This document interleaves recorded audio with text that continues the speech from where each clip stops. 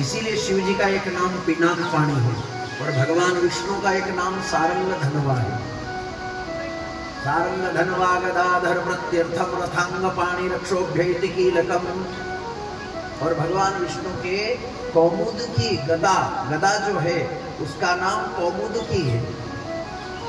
जो गदा है ना भगवान विष्णु के हाथ में, उसका नाम कौमुद की है, धारण किया कि किसको दें तके दोनों में बांट दो, ये समय समय पे काम देगा।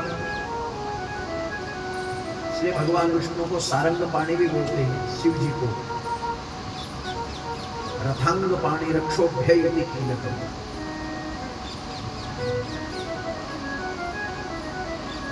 यही तो राजा जनक के पास में विश्वास शिव जी से परशुराम जी के पास में आया, परशुराम जी ने रखा और परशुराम जी ने विष्णु राजा जनक को दिया। ये वही था।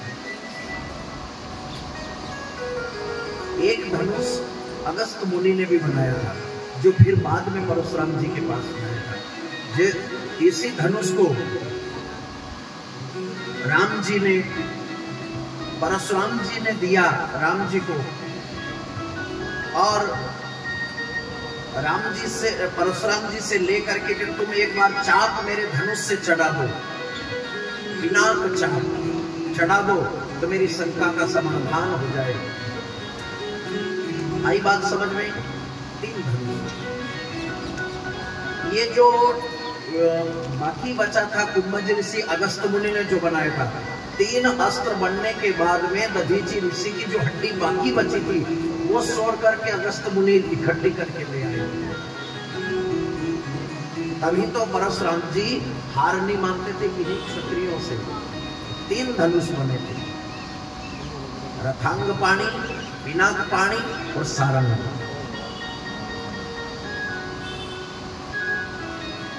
रथांग पाणी परशुराम जी का धनुष इसलिए नाम पड़ा क्योंकि वो युद्ध करते ही रहते थे उस धनुष से। रथ पर आरूढ़ होकर के युद्ध करना उनकी आदत से थी, इसलिए उस धनुष का नाम रथांग पाणी भी सर्व विजयी। बोलो राजा रामचंद्र भगवान की। इसलिए हम जब कथा सुनते हैं, देखो टाइम पास करने के लिए मेरे पास भी बहुत सारे चुटकुले हैं और इतने चुटकुले सुना सकता हूं कि आप हंस हंस करके औंधे पड़ जाएंगे। मगर हम चाहते हैं कि ये अनमोल समय मिला है, अधिक मास का और डबल श्रावण मास, और उसमें भी पुरुषोत्तम मास, शिव का अधिक मास। मैं ये समझता हूं कि वास्तविक जो तथ्य, वास्तविक जो सार है, जो शास्त्र वास्तविक हमें दर्शाते हैं और शास्त्र के अंदर वास्तविक जो विषय भरा हुआ है वो समझ में आए तो समाज को पता तो चले। नहीं तो हंसने चुटकुले वाली कथा तो अनेक हैं, पोते के पोते धरे दृष्टांत महासागर में। नाम फिर कथा का रह जाएगा, पुराण का रह जाएगा और पता नहीं कथा कौन कौन सी होने लग जाएगी। बोलो राजा रामचंद्र भगवान की जय, श्री सच्चिदानंद भगवान की जय। अब इस प्रकार से दधीचि ऋषि के हड्डी अस्थि का शस्त्र बनना और वृत्रासुर द्वारा युद्ध करना, पहाड़ को काटते हैं, इसी प्रकार सुदर्शन चक्र से, इसी प्रकार से वृत्रासुर के सिर को राजा इंद्र ने ध्वस्त कर दिया। अब ध्वस्त तो कर दिया, इधर पता चला पिपलाद ऋषि इनकी दधीचि ऋषि की पत्नी को कि देवताओं ने मेरे पति के साथ में धोखा किया है, छल कपट से। अच्छा, ये जो दधीचि थे ये हितैषी थे दोनों पार्टी के, एक परिवार में जन्मे और दूसरे परिवार के भांजे। अब दोनों की रखना मजबूरी हो गई थी। असुर शुक्राचार्य जी के भांजे परिवार से थे, ये मजबूरी तो मामा का ध्यान रखना, और इधर देव ऋषि देवताओं के बृहस्पति जी के परिवार के। अब मरण ये हो गया कि रखे तो किसकी। अभी तो त्वष्टा ने, विश्व रूप ने यज्ञ किया था तो देवताओं की और दानवों की दोनों की मिक्स आहुति देता था। आ रही बात समझ में? अगर नाता रिश्ता है तो घुटना घुटने की तरफ झुके तो का।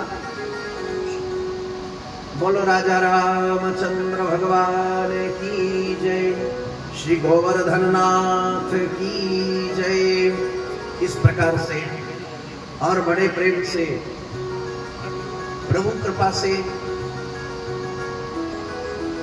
उद्धार किया गया। अब सुवर्चा गर्भवती थी। जब दधीचि ऋषि मिट गए, बाकी जो कुछ अंश बचा था जलाने लगे लकड़ी पे रख करके, तो वो जलने जा रही थी।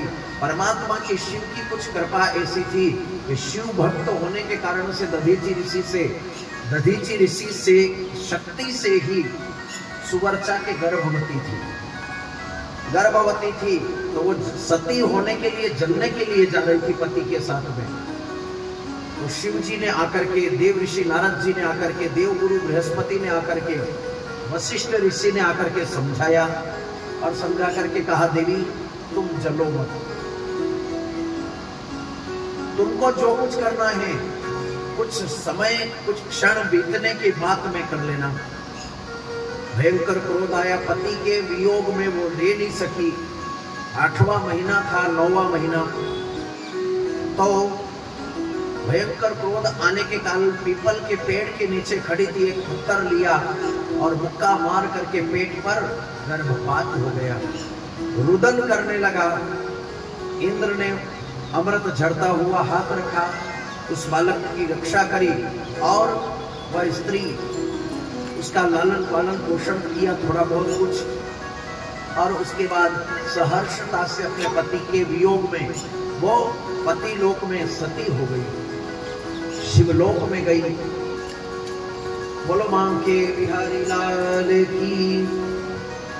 पिपलाद ऋषि धीरे धीरे बड़े होना, विद्वान हुए।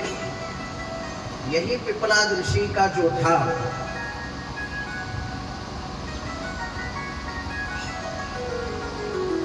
लक्ष्मी के साथ में जो अलक्ष्मी